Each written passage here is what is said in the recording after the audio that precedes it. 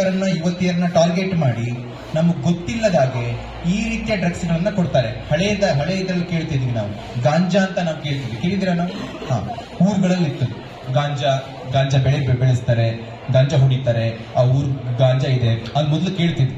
ಇವತ್ತು ಯಾವ ರೀತಿಯಲ್ಲಿ ಆಗ್ತಿದೆ ಅಂತ ಹೇಳಿದ್ರೆ, ಗಾಂಜಾ ಅಂತ ಹೇಳೋದು ತುಂಬಾ ಹಳೇದಾಯ್ತು, ಬಟ್ ಒಂದ್ ಸ್ವಲ್ಪ ಅಪ್ಡೇಟ್ ಕೊಡಬೇಕು ಅಂತ ಹೇಳಿ ಯಾವ ರೀತಿಯಲ್ಲಿ ಕೊಡ್ಲಿಕ್ಕೆ ಪ್ರಾರಂಭ ಮಾಡಿದ್ದಾರೆ ಅಂತ ಹೇಳಿದ್ರೆ, ಇವತ್ತು ಚಾಕ್ಲೇಟ್ ರೂಪದಲ್ಲಿ ಕೊಡ್ಲಿಕ್ಕೆ ಪ್ರಾರಂಭ ಮಾಡಿದ್ದಾರೆ. ಚಾಕ್ಲೇಟ್ ನಲ್ಲಿ ನಮ್ಗೆ ಯಾರು ಕೂಡ ಗೊತ್ತಿರಲಿಕ್ಕಿಲ್ಲ. ಆ ರೀತಿಯಲ್ಲಿ ಯುವಕರಿಗೆ ಯಾವ ರೀತಿಯಲ್ಲಿ ಕೊಡ್ತಾರೆ ಅಂತ ಹೇಳಿದ್ರೆ, ಚಾಕ್ಲೇಟ್ ರೂಪದಲ್ಲಿ ಕೊಡ್ಲಿಕ್ಕೆ ಪ್ರಾರಂಭ ಮಾಡಿದ್ದಾರೆ, ಟ್ಯಾಬ್ಲೆಟ್ ರೂಪದಲ್ಲಿ ಕೊಡ್ಲಿಕ್ಕೆ ಪ್ರಾರಂಭ ಮಾಡಿದ್ದಾರೆ. ಸಿರಂಜ್ನಲ್ಲಿ ಇಂಜೆಕ್ಷನ್, ಏನು ಸಿರಂಜ್ ಹೇಳ್ತೀವಿ, ಅದನ್ನ ತಾನೇ ಆ ವಿಷವನ್ನ ನಮ್ಮ ದೇಹದೊಳಗೆ ಹಾಕೊಂಡು ಏನೋ ಅದರಿಂದ ಸಾಧನೆಯನ್ನ ಮಾಡಿದೆ ಅಂತ ಹೇಳಿ ಅನೇಕ ಯುವಕರು ಕೂಡ ಇದ್ದಾರೆ.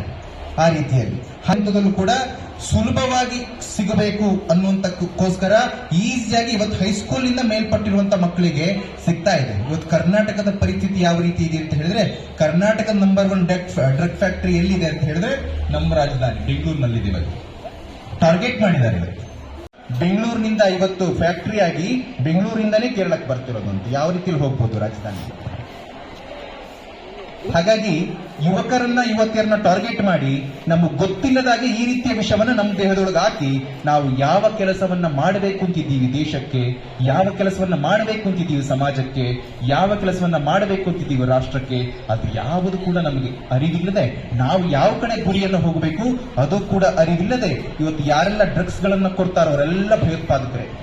ಯಾರೆಲ್ಲ ಡ್ರಗ್ಸ್ ಗಳನ್ನ ಹೆಚ್ಚಾಗಿ ಯುವತಿಯರಿಗೆ ಯುವಕರಿಗೆ ಕೊಟ್ಟು ಈ ದೇಶದ ಬಗ್ಗೆ ಚಿಂತನೆ ಇಲ್ಲದೆ ದೇಶವನ್ನ ಯಾವ ರೀತಿ ಹಾಳು ಮಾಡಬೇಕು ಅಂತ ಯೋಜನೆ ಇಟ್ಕೊಂಡು ಹೆಚ್ಚಾಗಿ ಟಾರ್ಗೆಟ್ ಮಾಡ್ತಾ ಇರೋದು ಯಾರಲ್ಲ ಅಂತ ಹೇಳಿದ್ರೆ ನಮ್ಮಂತ ಯುವಕರನ್ನ ಇವತ್ತು ಟಾರ್ಗೆಟ್ ಮಾಡಿ ದೇಹದೊಳಗೆ ವಿಷವನ್ನ ಕೊಟ್ಟು ದೇಶವನ್ನ ನಾಶ ಮಾಡಲಿಕ್ಕೆ ಹೊರಟಿದ್ದಾರೆ. ಒಂದ್ಸಲಿ ಯೋಚನೆ ಮಾಡಿ, ಬೇರೆ ಬೇರೆ ರಾಷ್ಟ್ರವನ್ನ ನೋಡಿ, ಮೆಕ್ಸಿಕೋ, ನೈಜೀರಿಯಾ, ಪಾಕಿಸ್ತಾನ್, ಅಫ್ಘಾನಿಸ್ತಾನ್, ಬಾಂಗ್ಲಾ, ಇಲ್ಲಿನ ಯುವಕರು ಯುವತಿಯರ ನಮ್ಮ ಮೇಲೆ ದೇಶ ನಂಬಿರೋದು. ಯಾಕೆಂದ್ರೆ ನಮ್ಮಂತ ಯುವಕರು ಯುವತಿಯರು ಈ ದೇಶಕ್ಕೋಸ್ಕರದಲ್ಲೂ ಕೂಡ ದೇಶವನ್ನ ತೆಗೆದುಕೊಂಡು ಹೋಗಬಲ್ಲಂತಹ ತಾಕತ್ತಿರುವ ಯುವ ಸಮುದಾಯ ಎಲ್ಲಿದೆ ಅಂತ ಹೇಳಿದ್ರೆ ಈ ಭಾರತ.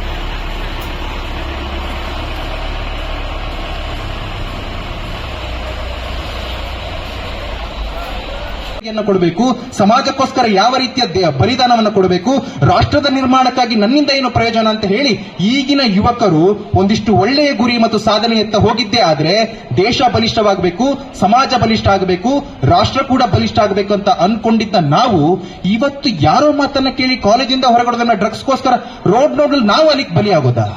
ಇವತ್ತು ಒಂದ್ಸಲಿ ಬಲಿಯಾದ ವ್ಯಕ್ತಿ ಮೇಲೆ ಅಥವಾ ವಿದ್ಯಾರ್ಥಿನಿ ಅವರ ತಾಯಿ ತಂದೆ ಕೂಡ ನಮ್ಮ ಹೆಣದ ಮುಂದೆ ನಿಂತ್ಕೊಳ್ಳಕ್ಕೆ ನಾಚಿಕೆಯನ್ನು ಪಡಬೇಕು. ಆ ರೀತಿಯಲ್ಲಿ ಇದ್ದಾರೆ ಇವತ್ತು.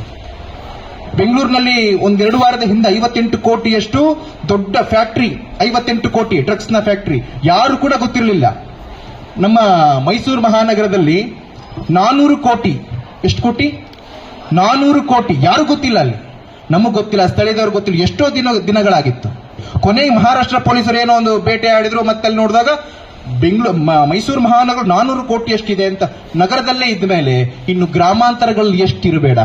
ಟಾರ್ಗೆಟ್ ಮಾಡಿದ್ದು ಯಾರನ್ನ ಅಂತ ಹೇಳಿದ್ರೆ ನಮ್ಮಂತ ಯುವಕರನ್ನ ಯುವತಿಯರನ್ನ ಇವರು ಟಾರ್ಗೆಟ್ ಮಾಡಿ ಈಸಿಯಾಗಿ ಭಾರತವನ್ನ ಕೊಲ್ಲಬೇಕು ಅಂತ ಹೇಳಿದ್ರೆ ಭಾರತದಲ್ಲಿರುವಂತಹ ಯುವ ಸಮುದಾಯವನ್ನ ನಿಮಗೆ ವಿಷವನ್ನ ಕೊಟ್ಟು ನಿಮ್ಮ ದೇಹ ಕುಗ್ಗಿದಂತಾದ್ರೆ ದೇಶ ಕೂಡ ಆಟೋಪಿಂಡಿಕ ಕುಗ್ಲಿಗಂಗ ಆಗ್ತದೆ. ದೇಶ ಹೋಯ್ತು ಅಂತ ಹೇಳಿದ್ರೆ ಸಮಾಜವನ್ನ ನಿರ್ಮಾಣ ಮಾಡೋರು ನಾವು. ಇವತ್ತು ನಾವೇ ಹೋದ್ಮೇಲೆ ಸಮಾಜ ಕೂಡ ಯಾರು ಬಲಿಷ್ಠ ಮಾಡಬೇಕು?